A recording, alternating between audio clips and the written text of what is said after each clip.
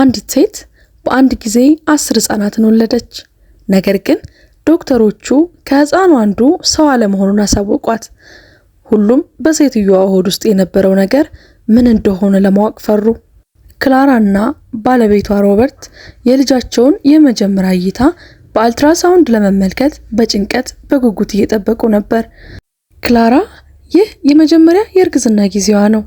ነገር ግን ሆዷ እጅግ ትልቅ ስለነበር ከባለቤቷ ሮበርት ጋር እጅግ ተጨንቀው ነበር።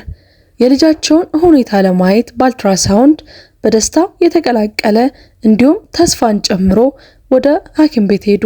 ወንድ ወይም ሴት ልጅ መሆኑን እንኳን አያውቁም ነበር። ነገር ግን ልጃቸውን በሙሉ ልባቸው ይወዱት ነበር። የክላራ የሆዷ መጠን እድገት እጅግ ፈጣንና አስፈሪ ነበር። እነ ክላራ ወደ ሐኪም ቤት ለመሄድ ወስነው ሲከታተላት ስለነበረው ዶክተር መንዴል ጋር ሄዱ። በሞቀ ፈገግታ ወደ ክፍሉ አስገብቷቸው የአልትራሳውንድ የምርመራ ሂደቶችን ጀመረ። እስኪ ትንሽዬ ልጃችሁን እንይ፣ የሆድሽ መጠን እጅግ ትልቅ ሆኗል አይደል? አሏት ጄሉንና አልትራሳውንዱን እያዘጋጁ። ክላራ በአልጋው ላይ ተኝታ፣ ሮበርትም እጇን አጥብቆ ያዘ። ሁለቱም አይኖቻቸውን በአልትራሳውንዱ ስክሪን ላይ አፈጠጡ። ዶክተሩ ምርመራውን ጀመሩ። አልትራሳውንዱን በታካሚ ሆድ ላይ በቀስታ እያንቀሳቀሱ የዶክተሩ የፊታቸው ገጽታ ላይ ይታይ የነበረው ንጹህ ደስታ ነበር። ነገር ግን ምርመራው እየቀጠለ ሲሄድ ዶክተሩ ማጉረምረማቸውን ጀመሩ። በአልትራሳውንድ ውስጥ የሴትዮዋ ጽንስ ላይ ያዩት ነገር እጅግ አስፈሪና ግራ የሚያጋባ ነበር። ዶክተር ልጃችን ደህና ነው? እናትየው በድምጿ ጭንቀት በግልጽ እየታየ ጠየቀች። ዶክተር መንዴል በዝግታና በሹክሹክታ አምላኬ ሆይ የማይቻል ነው፣ የማይታመን አሉ። ባልየው በጭንቀት የሚስቱን እጅ አጥብቆ ያዘ። ሁለቱም እየጨመረ ሄደው ጭንቀታቸው በግልጽ ያስታውቃል። ዶክተር ምነው ችግር አለ ብሎ ድምፁ በውጥረት እንደተሞላ ጠየቀ። ወዲያውኑ ዶክተሩ ምንም ሳይመልሱ ትንሽ እንዲጠብቁ ነግሯቸው በፍጥነት ከክፍሉ ወጡ። ከሌሎች ዶክተሮችና ነርሶች ጋር ተመልሰው መጡ። የሕክምና ቡድኑ በአልትራሳውንዱ ዙሪያ ሲሰበሰቡ የመደነቅ ያለማመን መገለጫዎች ፊቶቻቸው ላይ ተነበቡ። ኦ አምላኬ የማይታመን ነው አለች አንዲት ነርስ። ክላራ ውጥረቱን መቋቋም አቅቷት ካልጋው ዘላ ተነስታ ጮኸች። ዶክተር ስለ እግዚአብሔር ስም ምን እየሆነ ነው? ሰውየው ጥንቃቄ በተሞላበት ፈገግታ ወደ ጥንዶቹ ዞሮ ክላራ 10 ህፃናት ነፍሰ ጡር ነሽ፣ 10 ህፃናትን ቆጥሬያለሁ ሲል ገለጸላቸው። ወላጆቹ ለትንሽ ጊዜ ደም ስራቸው ገርጥቶ ዝም አሉ። ቦምብ የወደቀባቸው ያህል ነበር የደነገጡት። 10 ህፃናት? ቀልድ ነው እንዴ? ሮበርት ሊያብድ ደረሰ። ነርሶቹና የሕክምና ባልደረቦቹ እየተስማሙ ጭንቅላታቸውን ነቀነቁ። ክላራ ማልቀስ ጀመረች። እንባዋ በመደንገጥ ባልተጠበቀ ጥርጣሬ የተሞላ ነበር። ቀናቶች አለፉ እና ክላራ ሆዷ በሚያስደንቅ ፍጥነት አደገ። ብዙ ህፃናትን ማርገዝ በአካል በጣም አስቸጋሪ ነገር ነው። እናም እርሷ በውስጧ 10 ህይወቶችን ተሸክማለች። እየጨመረ የመጣባት ድካሟ ሰውነቷ አስበው የማታውቀውን መንገድ እየተለወጠ ነበር። እያንዳንዱ እንቅስቃሴዎች በሙሉ ፈታኝ ሆኑባት። ሆኖም ወራቶች እያለፉ ሲሄዱ ነፍሰ ጡሯ ክላራ የሚያሳስቡ ህመሞች መሰማት ጀመሯት። መጀመሪያ ላይ ህመሙን በሆዷ መጠንና በህፃናቱ ቁጥር ምክንያት ለማድረግ ሞከረች። ነገር ግን ህመሙ እየጨመረ በመሄድ ይበልጥ እየተነከረና እየደጋገመ ይመጣባታል። ሮበርት እየጨመረ በሚሄድ ጭንቀት ይመለከታታል። የሆነ ችግር እንዳለ ፍርሃት ካምሮ አላወጣውም። ምንም አይነት አደጋ ላለመውሰድ ቆርጠው ጥንዶቹ ለአዲስ አልትራሳውንድ ድንገተኛ ቀጠሮ ያዙ።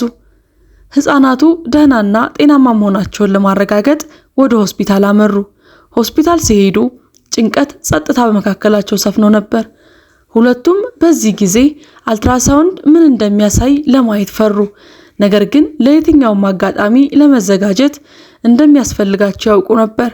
ከሁሉም በላይ የ10 ልጆች እርግዝና የተለመደ ነገር አይደለም።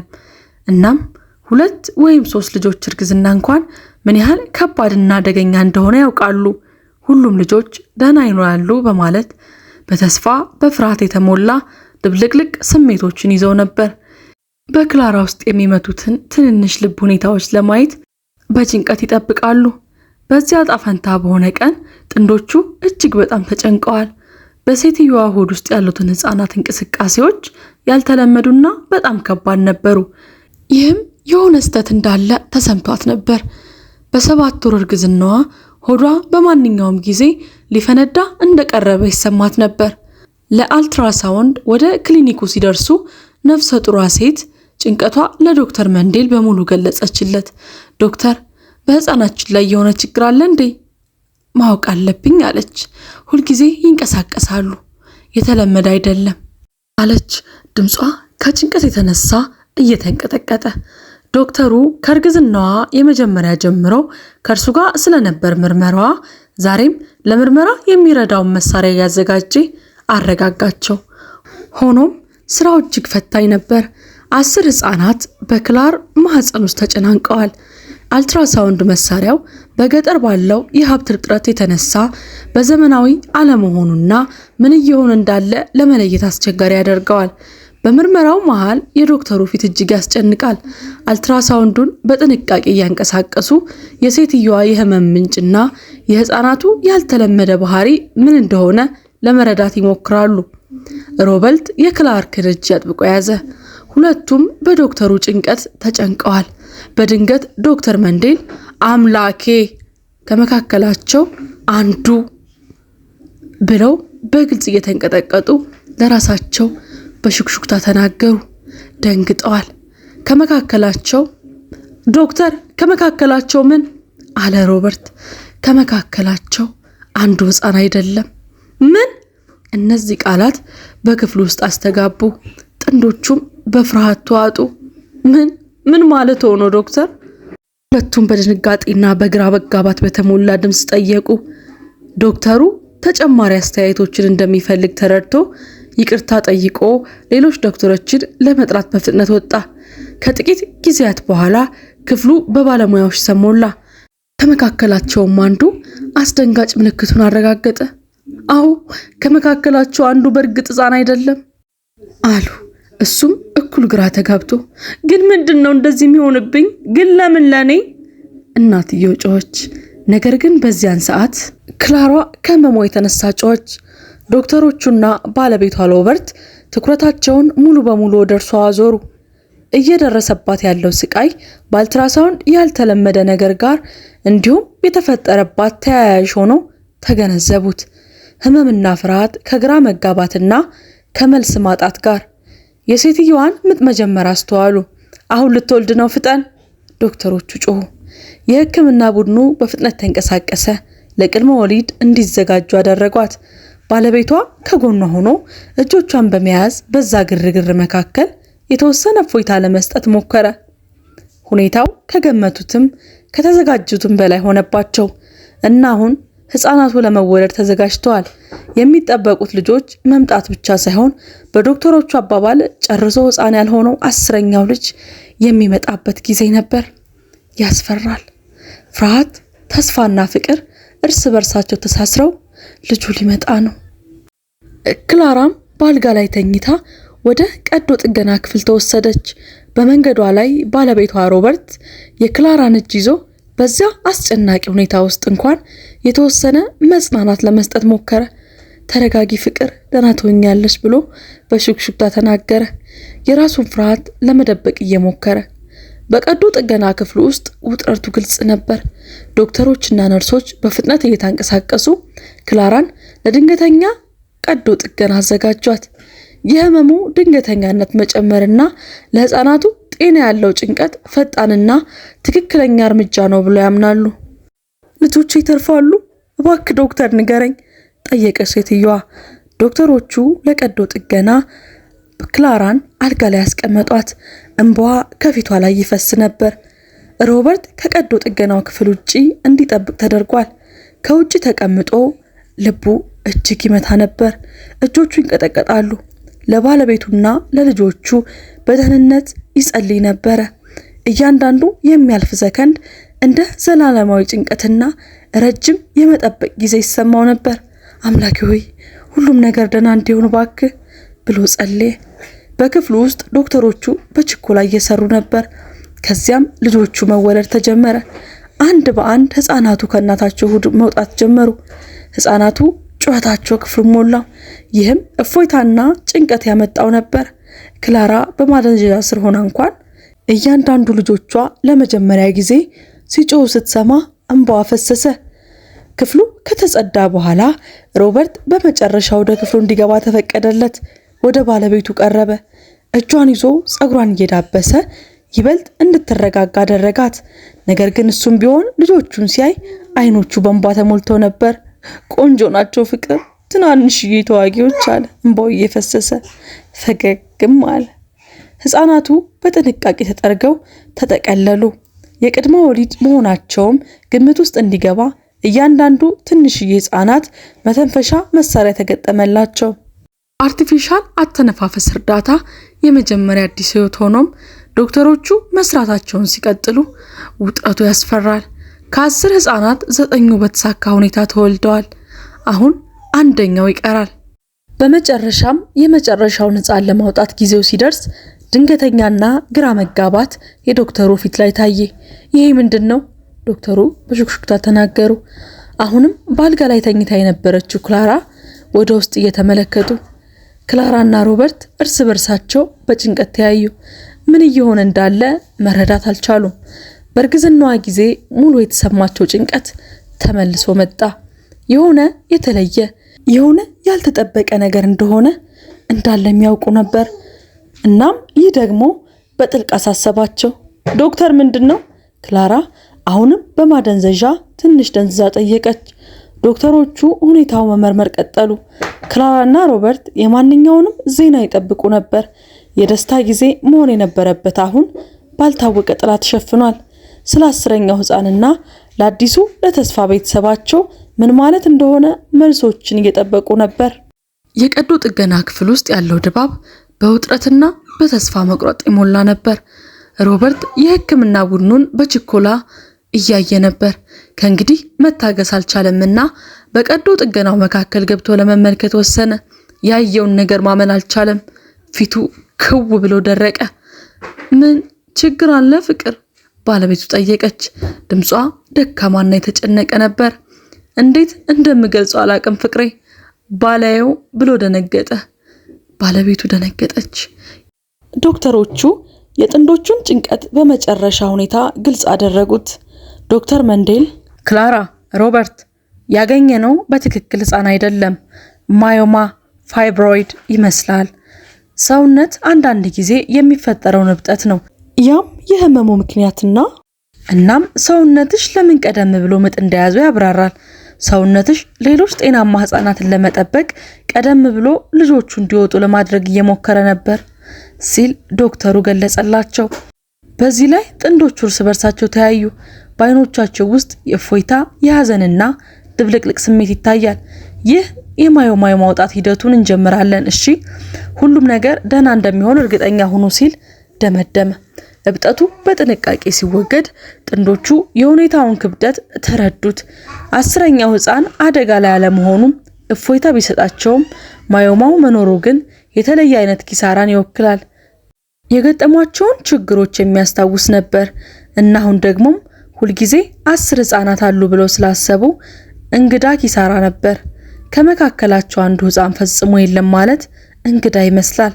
ማዮማው ከተወገደ በኋላ ዶክተር ወደኔ ቀረቡና ለደረሰብሽ ፍርሃትና ውጥረት ይቅርታ ጠይቃለሁ።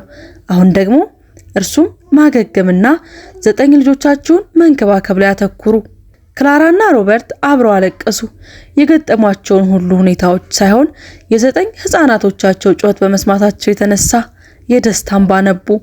ይህም በህይወት እንዳሉና አሁን ሊያገኙት የሚችሉትን ሁሉ ትኩረትና እንክብካቤ የሚያስፈልጋቸውን ነገር ያሳያል። የጩኸታቸው ድምጽ ክፍሉን ሞላው። ልቦቻቸውን በደስታ ሞቁላቸው። ቀጣዮቹ 2 ወራት እጅግ ፈታኝ ይሆናሉ። ህፃናቱ ገና ያለ ጊዜያቸው የተወለዱና ደካማ በመሆናቸው የተጠናከረ እንክብካቤ ያስፈልጋቸዋል። ወላጆቹ አስፈላጊውን ሁሉ ለማድረግ ራሳቸውን ሰጡ።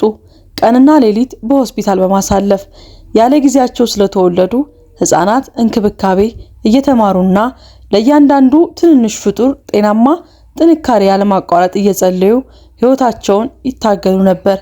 ጊዜ ያለፈ ሲሄድ የጥንዶቹ ቁርጠኝነት እየጨመረ ሄደ። ጉዞው ረጅምና በችግር የተሞላ እንደሚሆንም ያውቁ ነበር። ነገር ግን በጋራ ለመጋፈጥ ዝግጁ ነበሩ። በእምነት በፍቅርና ለ9 ልጆቻቸው ጤናማ የወደፊት ተስፋ። ስለዚህ ለወራት የተጠናከረ እንክብካቤና ብዙ ጸሎቶች በኋላ ትልቁ ቀን በመጨረሻ ደረሰ። ጥንዶቹ 9 ህፃናትን ይዘው ከሆስፒታል ለመውጣት ዝግጁ ነበሩ። ክላራና ሮበርት በሕክምና በነርሲንግ ሰራተኞች ታጅበው ውድ ልጆቻቸውን 5 ሴት ልጆችና 4 ወንድ ልጆች ከሆስፒታል ወደ ውጭ ይዘው ወጡ። የሆስፒታሉ ሰራተኞችና የጉዟቸውን ተከታትለው የነበሩ ሌሎች ወላጆች በጭብጨባና በደስታም ባቀፏቸው። መላው የሆስፒታል ማህበረሰብ ለነዚህ ትናንሽ ልጆች አዲስ ህይወት በተዘጋጀው በዓል ላይ ተቀላቀሉ። ወደ ቤት ሲደርሱ ጥንዶቹ ስለ ትናንሽ ልጆቻቸው ካወቁበት ጊዜ ጀምሮ ያዘጋጁትን ልዩና ንጹህ የህፃናት ክፍል አዘጋጁ። 3 አልጋዎች ህፃናቱ ለመቀበል ዝግጁ ነበሩ። በጥንቃቄ 3ቱን በእያንዳንዱ አልጋ 3 አድርገው አስቀመጡ። ክፍሉ በፍቅር በተስፋና በአራት ህፃናት ለስላሳ ጉርምርምታና ጩኸት ተሞልቷል። ፍጹም ነው። እያንዳንዳቸው 3 ከዚህ በፊት እንዳልነው አዲሱ አባት በቀልድ። እንደዚያም ቢሆን የሐዘን ፍንጭ በጥንዶቹ ልብ ውስጥ ነበር። ለትንሽ ጊዜ 10ኛ ህፃን ነው ብሎ ያሰቡት የነበረው ነገር ትዝ አላቸው። የኪሳራ ስሜት ከአመስጋኝነት ጋር ተቀላቀለ ነበር። ለ9 ልጆቻቸው ጤናማና ደህንነታቸውን ለማረጋገጥ የህክምና ጣልቃ ገብነት ምስጋና ይግባውና ይህም 9 ልጆች የወለደች ሴት ታሪክ ለአንባቢው በፍጥነት ተሰራጨ። የማህበረሰቡን ትኩረትና ድጋፍ ስቧል። ጎረቤቶች፣ ጓደኞችና የማያውቋቸው ሰዎች ለበርካታ ወራት ምግብ፣ ልብስ፣ ለህፃናቱ የሚያስፈልጓቸውን ነገሮች ሁሉ ጥንዶቹን ለመርዳት ቀጠሉ። የታየው ልግስና የ9ኙን ትንንሽ ልጆች ታሪክ የቀሰቀሰው አድናቆት፣ ደስታን የሚያንጸባርቅ ፍቅር ነበር። ጊዜ እያለፈ ሲሄድ ህፃናቱ አደጉ። እያንዳንዳቸው የራሳቸው ስብዕናን፣ ውበትን አገኙ። በአካባቢያቸውም 9ኞቹ በመባል ይታወቁ ነበር። ክላራና ሮበርት ቤት በሳቅ ሞላ። በጩኸትና ብዙ ጊዜም እንቅስቃሴ የተሞላ የደስታ የህይወት ትርኢት ነበር። ወላጆቹ ምንም እንኳን ቢደክማቸው ከልጆቻቸው ጋር ለእያንዳንዱ ቀን በረከት ተሰምቷቸዋል። በጥልቀትም ያመሰግናሉ። ሁለቱም ልጆቻቸው ሲጫወቱ፣ ሲግባቡ እየተመለከቱ የደረሱበትን መንገድ ሳያደንቁ አልቀሩም። እንቅልፍ አልባ ሌሊቶች፣ ምሽቶች፣ ጭንቀቶችና ፍርሃቶች ወደ እንክብካቤ፣ ትምህርትና ከሁሉም በላይ ደግሞ ብዙ ፍቅር ወደ ሞላበት የዕለት ተዕለት ኑሮ ተለውጠው ነበር። በእርግጥም በጣም አስቸጋሪ በሆኑ ሁኔታዎች ውስጥ እንኳን ተስፋ ፈጽሞ መቁረጥ እንደሌለብን ሁልጊዜ የሚያስታውስ ታሪክ ነው። በማህበረሰቡ እርዳታ፣ በእምነትና በማይናወጥ ፍቅር ጥንዶቹ ትናንሽ ታምራቶችን ፈጠሩ። እናም አሁን ህፃናቱ ጤናማ፣ ደስተኛ ሆነው እያደጉ ሲሆን ክላራና ሮበርት እያንዳንዱ መስዋዕትነት ዋጋ እንደነበር ያውቃሉ። ለልጆቻቸው ከሁሉ በላይ የተሻለ ስጦታ መስጠት ችለው ነበር፣ ህይወትን። በምላሹ እነዚህ 9 ትንንሽ ልጆች ህይወታቸውን በማይተካ ዓላማ በደስታ ሞልተውታል። ውድ የሀበናብ ክሮኒክልስ ቤተሰቦቻችን ስለ ክላራና ሮበርት ያላችሁን አስተያየት፣ ስለ ጥንካሬያቸው በኮሜንት ሴክሽን ላይ ያስቀምጡልን። እንዲሁም ይህንን ቪዲዮ ከወደዳችሁት ቪዲዮውን ላይክ ማድረጋችሁን አትርሱ። እንዲህ ያሉ ጥሩ ታሪኮች፣ አዝናኝ የሆኑ ነገሮች እንዲደርሱ ቻናሉን ሰብስክራይብ ማድረግዎን አይዘንጉ። በተጨማሪም የደወል ምልክቷን ተጫኑ። ከዚህ ቀደም የሰራናቸውን ቪዲዮዎች ገብታችሁ እንድትመለከቱ እየጋበዝን በሚቀጥለው ቪዲዮ እስከምንገናኝ ድረስ መልካም ቆዩልን።